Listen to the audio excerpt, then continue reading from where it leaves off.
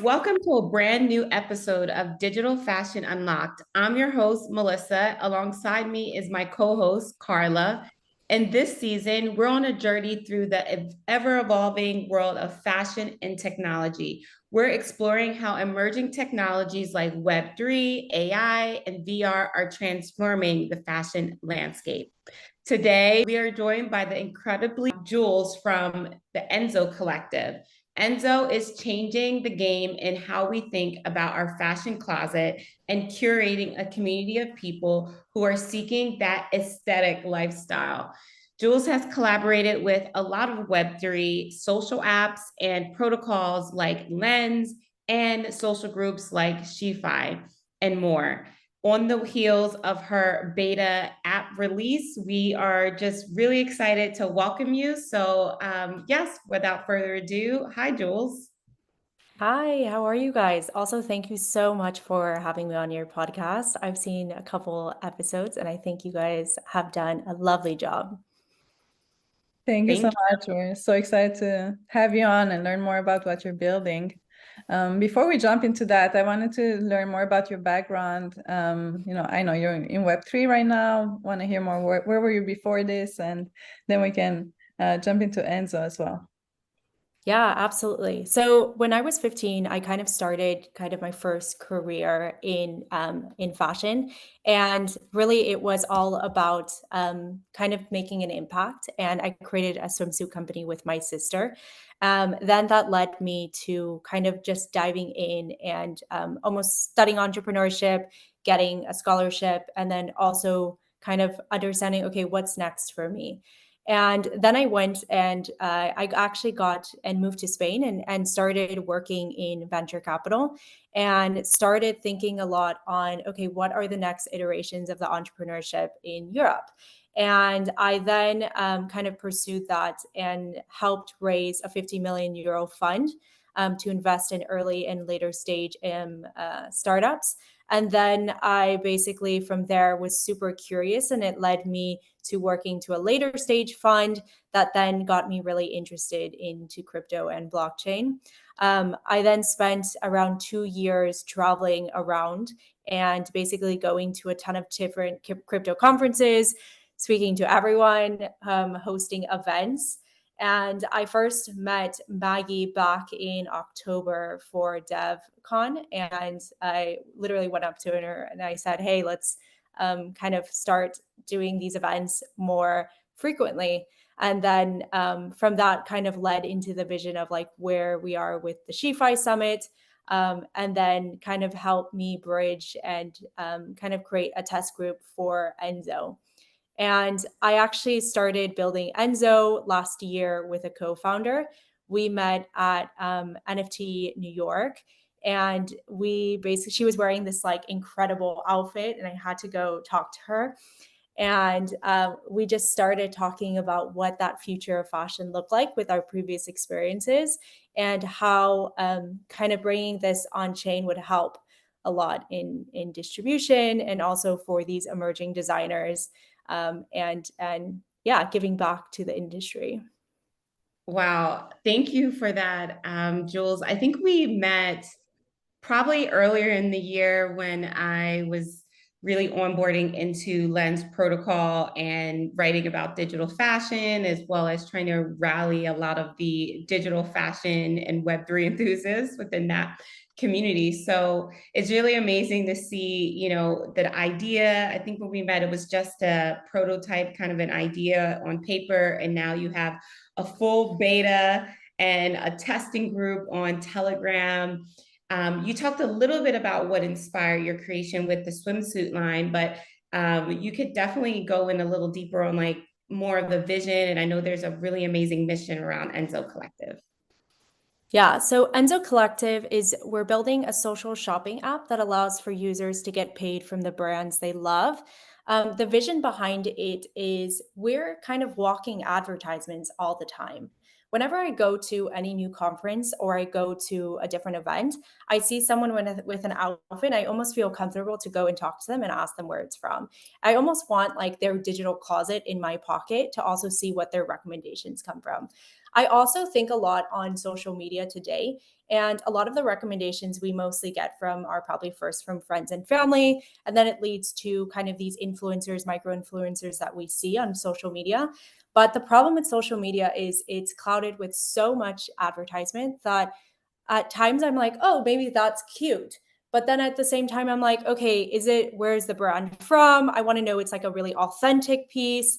And I almost think all the time, I'm like, okay, well, if I'm going to be supporting this brand, I also kind of want to know who else has like supported them or what are good reviews around them, just because I want it to justify, because I know advertisement is just all over the place all the time. And for me, I'm constantly like, okay, I want to create impact and be able to give back to these amazing emerging designers. And I think a lot on, okay, if this is an authentic brand, like what is their reputation? So Enso kind of came from this vision of what a clueless closet looks like in the future, how well-defined recommendations are, and then how people can actually earn from these recommendations when it's authentic. And it's all about this like building a better reputation system in the fashion industry and also in influencer marketing. Because a lot of it, like I guess, like the social commerce platforms that are existing today, and some are amazing, some are great, and they're all trying to be, I guess, the next Amazon. Some like that I really like currently are some that are basic.space, flip.shop, and like they're all great to like kind of curate, even TikTok shop.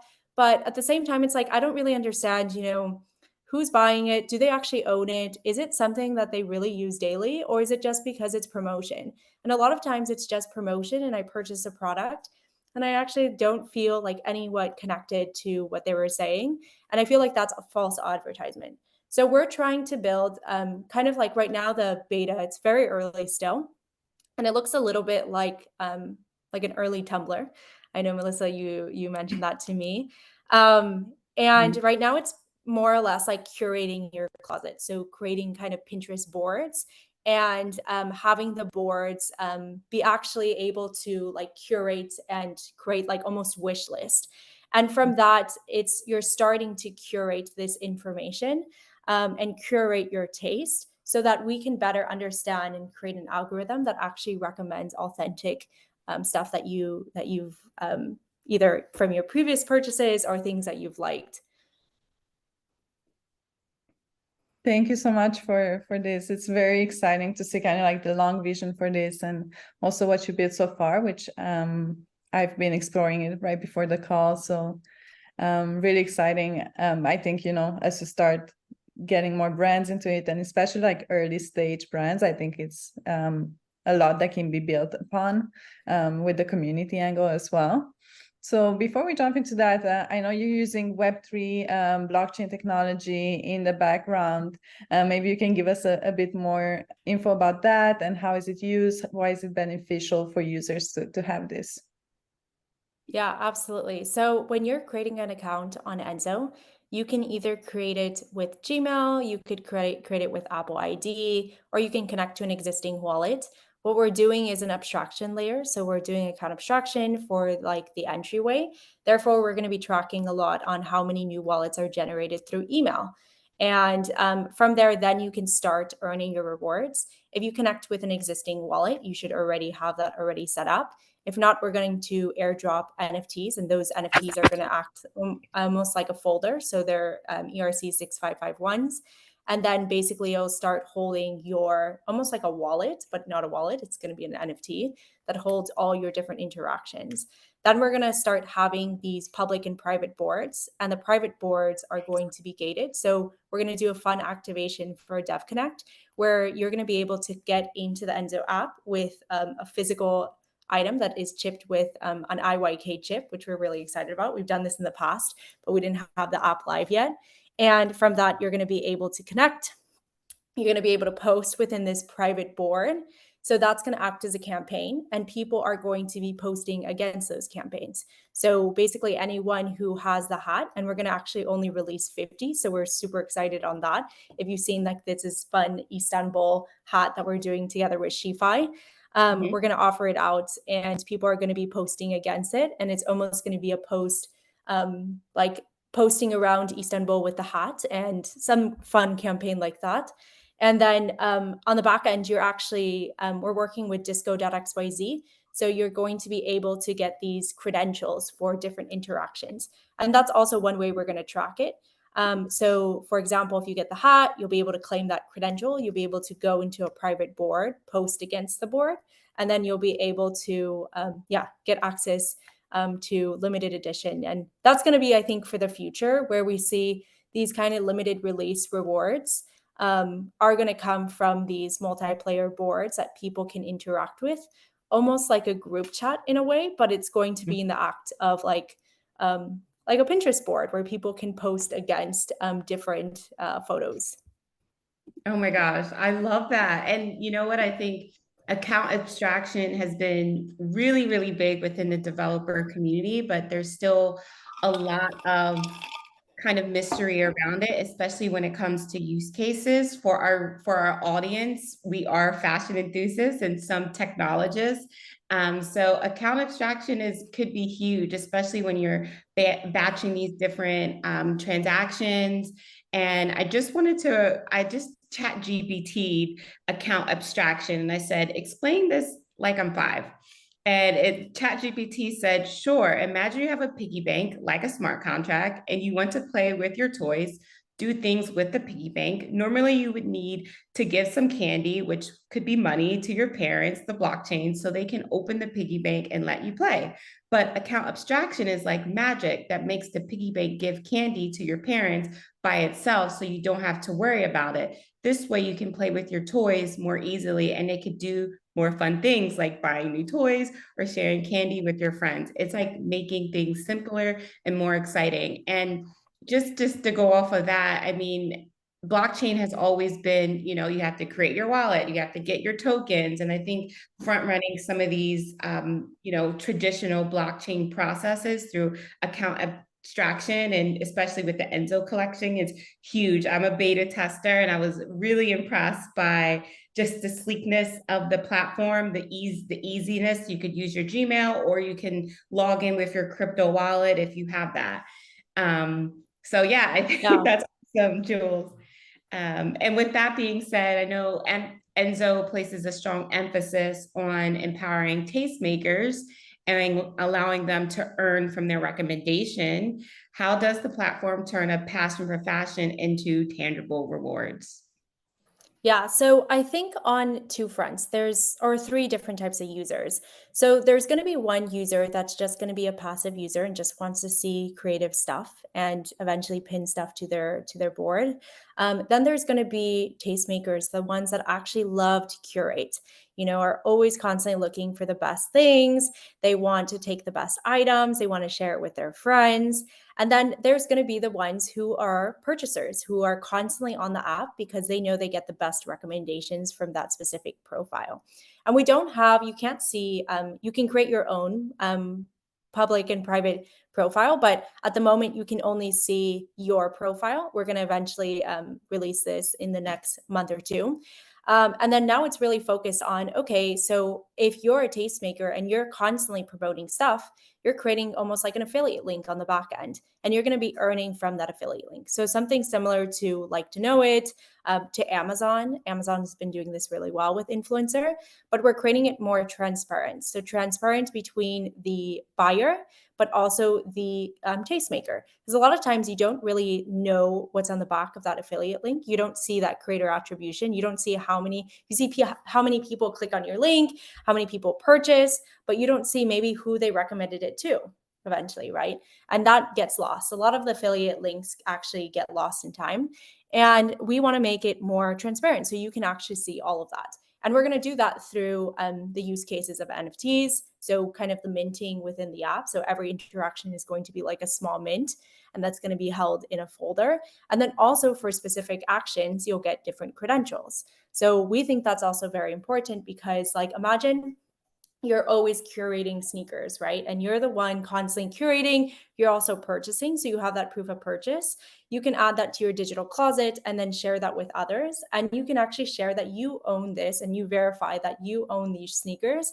But you're also a curator because you participate in all these public boards or private boards that are around sneakers. So is that working directly with brands and you eventually getting almost like the brands will set up a bounty and the bounties kind of trickle down, and then you will participate. And if you win, you get a certain percentage through that.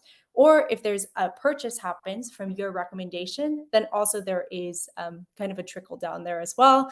And you'll get a referral fee from that. So it's going to be constant of who is the most active within the app, who's like constantly participating, who's claiming the right credentials that helps you level up within the app, and then eventually become a fashion expert. And then the expert level will have different categories. Very interesting. A lot of activations. Like I say, it's like a very like gamified process where you need to do certain actions to get to a certain level, and then maybe you unlock different prices. And so maybe you can tell us about that. Do you have any partnership with brands coming up, and also like in the long-term vision, how do these partnerships look like? What can a brand do on the platform? Yeah, so we're building out a brand dashboard so these brands can set up these specific campaigns. They can gate it to certain users. And for them, it's kind of truly finding that 100 true fans. They want to know who are the top fans that are constantly interacting with all of their different boards, their posting against them. And that's what we're building on the back end for them. And that's going to be eventually like subscription based. Right now, we're focusing a lot on building out the community. So we're doing these small activations, which we have been doing constantly since we actually started. And it's kind of going around like building around these different events. So we've done a bunch of events together with different communities. And the whole goal is like onboarding more women into the space, having an application that they can actually use and understand, using those blockchain principles that we, have been seeing or we've learned, but then actually coming into practice, which I think is super important and which SheFi does all the time. I always congratulate Maggie on that. I think it's incredible.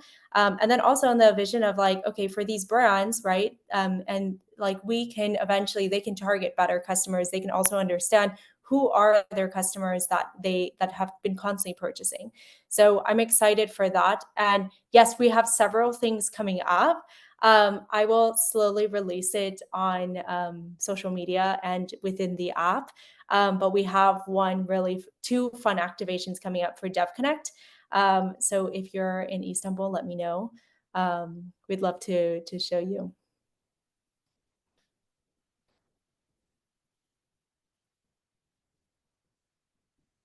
I think one of the biggest challenges within the fashion industry today is discoverability. And you have all these designers and they're creating all these unique things, but there's not really a lot of channels to really discover new designers. Maybe there's designers that work in the sustainability department, or designers that are from a certain region or using a certain material. So I really could see this app helping a lot of the designers with their sales and kind of their work, their customer flow. What makes Enso community different from connecting with other social media platforms? With that being said, I know you have a few archetypes. Can you share a little bit about the archetypes? Yeah, so I think social media is going to change a lot within the next 10 years. And I see it more as being these more curated social groups. So it's not going to be around like one takes all, but what is very specific. So I love that, I love fashion, I love beauty, I love wellness. And a lot of people can also, like, they also do love that. And I see, like, obviously with social media in the past, like the searchability has not been great, right? Like, how do you find an authentic brand that creates really good dresses if you're going to a wedding?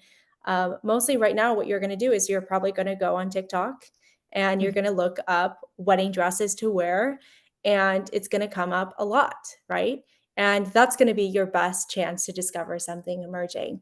Or, you've seen most of the influencers you're following also go to a ton of weddings over the summer, and then they're constantly like giving good advice on that.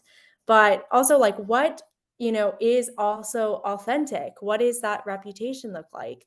Like, how do you know that these influencers are not just posting about it and getting these free products and actually wearing them all the time? So I'm constantly thinking of what that future social media is going to look like. And I almost see it as, very specialized, where we do have several different applications that we're constantly downloading and using and trying out.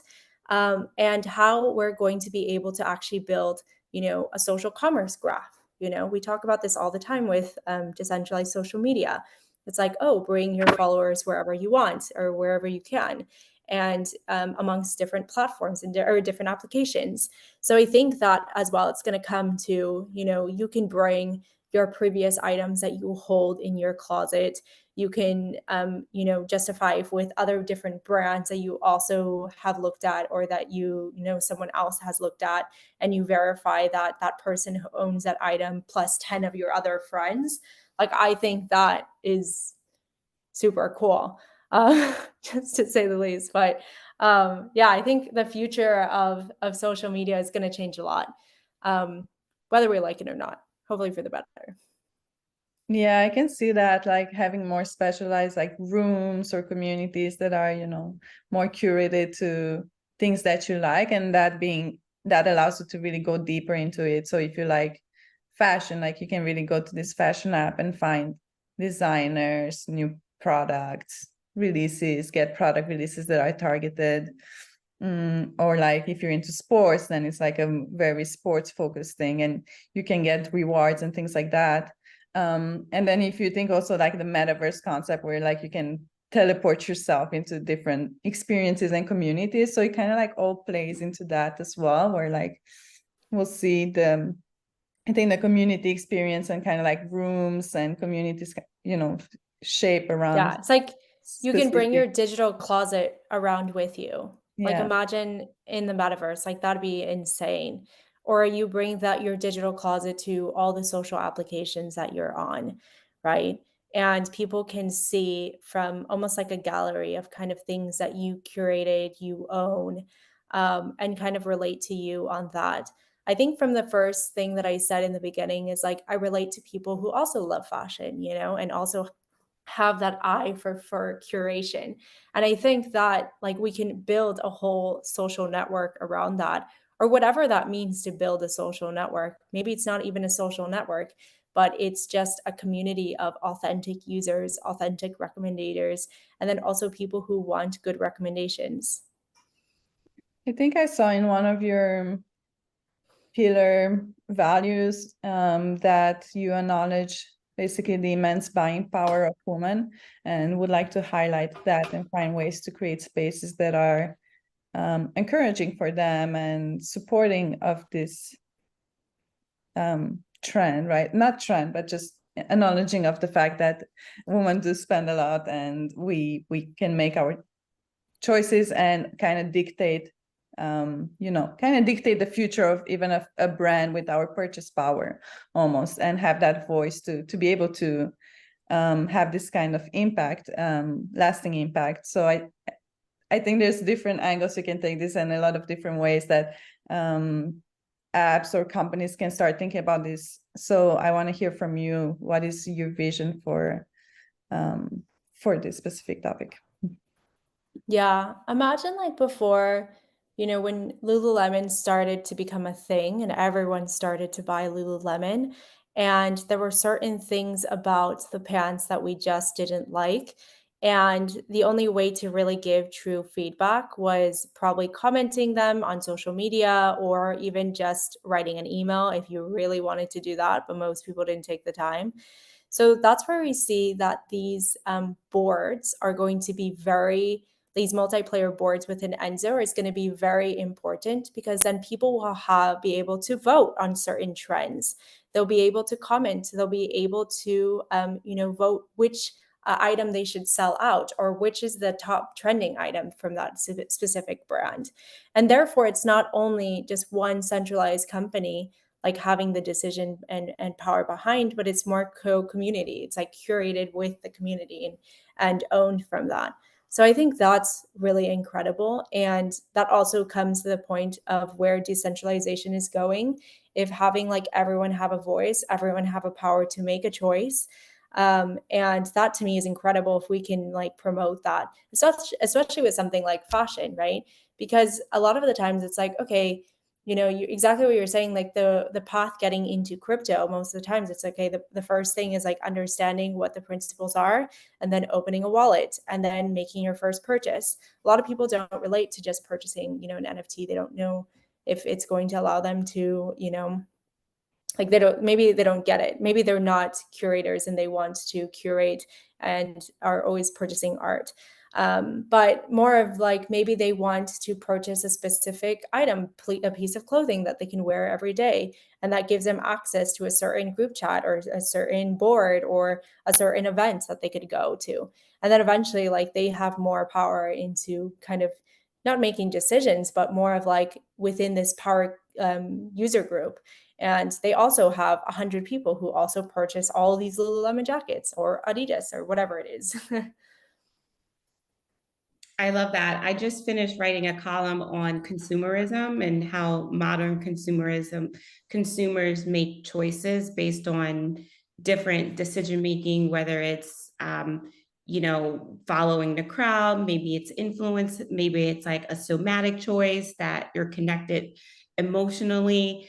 And I really didn't go towards like retail. It was more just like, okay, how many people shop at this supermarket and what that means, or what's your astrology sign and how your astrological sign affects how you go about decision making. And I think in fashion, it's much more personal, especially today, because people, at least that I find, they're either Amazon shoppers or they're dupes. They're really into dupes, or a lot of people are like, okay, I made this money. I want this purchase to really signify like something in my life. So if it's a big purchase, I'm going to make, a really wise decision. So how does Enso kind of play into this new form of decision making, whether you're a TikTok girly or, someone that's really not on TikTok, but, has wants to get their own personal style? What's the shift in consumer narrative that you would like to see with people using Enso? Yeah, we're just trying to bring more transparency and buying power. So one of that is building reputation. So if you're starting from Enso, we are going to aggregate. So we're aggregating Lens, we're aggregating Instagram. So almost it's like a safe place for all your items that you've been posting about, and also to distribute. So we can distribute out onto any Lens applications.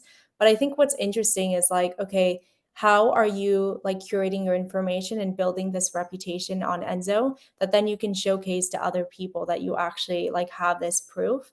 And like eventually it's like a better shopping experience for everyone, right? It's like you could love things from Amazon and you can be posting things from Amazon, or you could love buying things from Zara. And if you could totally do that as well, it's not going to be just subjected to only one type of user. And I think there's going to be several different types of shoppers, but it will create like these like almost like subcultures within Enso of like different communities that love specific things from different brands. And that's what we're hoping to build out of this. But again, it's like testing and iterating. I think fashion has a long way to go on how traditional the market has been since the very beginning. And if you look back, it's all trends that kind of recycled in a new way. But yeah, I'm excited on the next move of like how consumers will be affected and like where they want to spend their money, how much, because some people probably don't want any kind of interaction, but they want a discount. And to get that Right. discount, they will do that reward and they will initially constantly like keep going back for those rewards to like eventually get free products. And some people want, that status and that fame. They want to show off that they own those specific things, and whether that's going to be more of like a pay to play model, something where it's like you pay to get into these inner like group chats, but then to get the higher reward, you need also the credential to unlock that. I think that is going to give an interesting play for consumers who want that status from that item or want to be noticed by that brand.